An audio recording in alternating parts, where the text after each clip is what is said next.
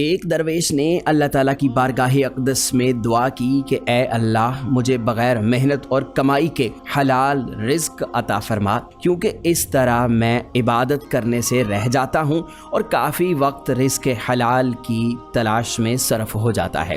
اللہ تعالیٰ نے اس کی دعا قبول کی۔ اسے خواب میں ایک پہاڑ کے نزدیک جنگل کو دکھایا گیا۔ وہ درویش جنگل میں گیا تو اس نے درختوں سے بہت سے پھل توڑ لیے۔ اللہ تعالیٰ نے اپنی قدرت سے ان پھلوں کو خوب میٹھا کر دیا۔ جب اس درویش نے یہ پھل کھائے تو اس کے 14 طبق روشن ہو گئے۔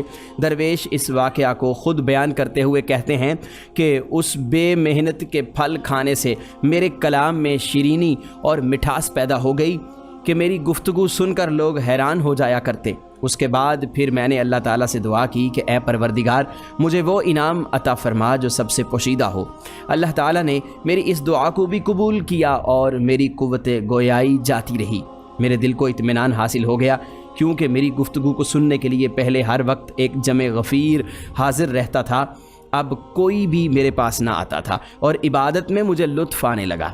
میری قلبی کیفیت اس قدر پرمسرت تھی کہ اگر جنت میں صرف وہی حاصل ہو جائے تو مزید کسی چیز کی تمنا اور ضرورت نہ رہے گی۔ چونکہ میں روزی کمانے کی فکر سے آزاد ہو چکا تھا، مجھے اس معاملے میں محنت و مشقت کی کوئی ضرورت نہ تھی۔ جن دنوں میں کمائی کے لیے محنت کیا کرتا تھا ان دنوں کا بچا ہوا 1 درہم میرے پاس موجود تھا، جس کو میں نے اپنی آستین میں سی رکھا تھا۔ ایک مرتبہ کا ذکر ہے کہ میں جنگل میں بیٹھا ہوا تھا۔ میں نے ایک درویش کو دیکھا جو جنگل سے لکڑیاں کاٹ کر بوجھ اٹھائے تھکا ہارا چلا آ رہا تھا۔ میرے دل میں خیال آیا کہ میں تو اب روزی کمانے کی فکر سے آزاد ہو چکا ہوں۔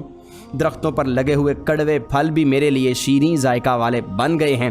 میرے پاس جو 1 درہم موجود ہے، مجھے اس کی کیا ضرورت ہے؟ مجھے تو اللہ تعالیٰ رزق دے ہی دیتا ہے۔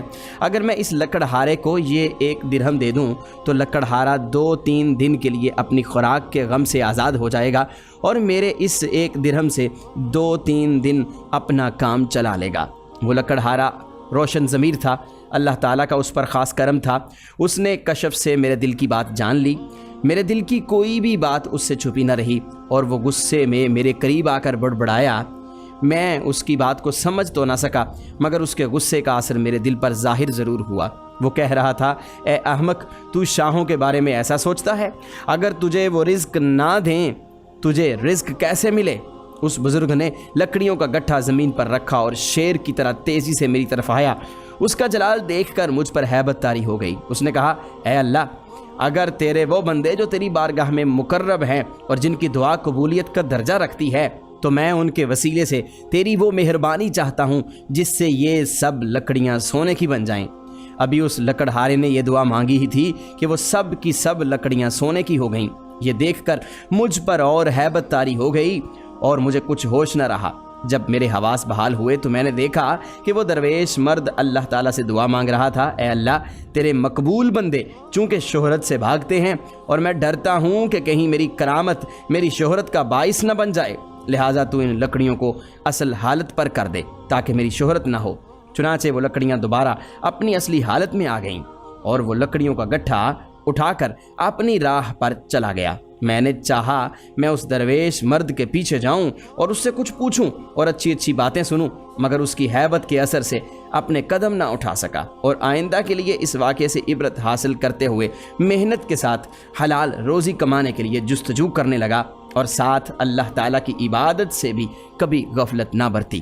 تو پیارے دوستو، اللہ تعالیٰ کی عبادت کے ساتھ ساتھ انسان کو محنت بھی کرنی چاہیے، کیونکہ اگر آپ محنت کرتے ہیں تو محنت سے کمایا ہوا رزق آپ کو سکون دیتا ہے، دلی اطمینان دیتا ہے، اور اللہ تعالیٰ کی عبادت آپ کے دل کو اور روح کو روشن کرتی ہے۔ پیارے دوستو، کمنٹ سیکشن میں ہمیں بتائیے گا کہ ہماری آج کی ویڈیو کیسی لگی۔ اس ویڈیو کو لائک ضرور کیجئے گا، دوستوں کے ساتھ شیئر کیجئے گا، اور مزید ایسی ہی ویڈیوز کے لیے آپ ہمارا چینل یونیورسل انفو سبسکرائب ضرور کر لیجئے گا۔